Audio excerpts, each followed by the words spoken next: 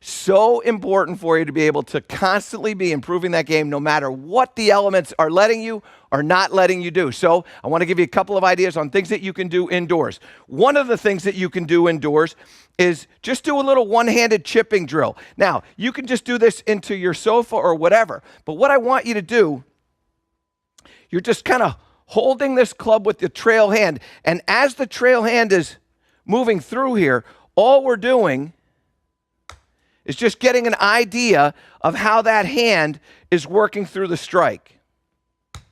And what you're going to find is as you're doing it, that palm isn't really turning over. It's very, very quiet coming through the strike there.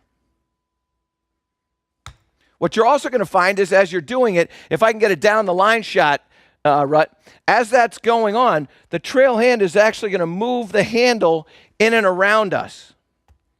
So it's moving over to the kind of pull side, the handle, not the head.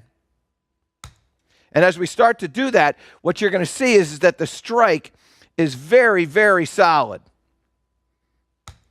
That's what you're going to do. You can do that little drill indoors. Everybody's going to be happy. Not going to break anything, I promise. All right, now, one of the other things that you can do is work on the proper plane. This is going to require a little stick and a golf club. And in the down the line view, what you're going to see is when we get set up, the shaft of the golf club is pointing down to that alignment stick. What I want to do is I want to make a backswing where the shaft of the golf club is parallel to that alignment stick. I don't want it out over the alignment stick. I want it to be parallel to the alignment stick just like that. That's a great shot right there. So I'm going to take the club back, make sure that it gets parallel to that, and then as I come up, I'm going to feel like I'm pointing right to that alignment stick all the way through the backswing. And so that's going to help me here, and then here, it's going to help me get the club on the proper plane.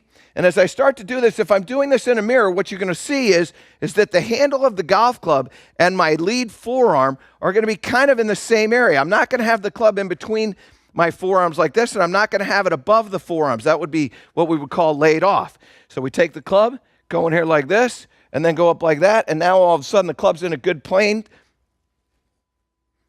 And now I get a feel of what that feels like. And then when the weather clears, either by snow or rain or whatever it may be, now all of a sudden I get a feeling of that club getting up there. I get it onto the proper plane.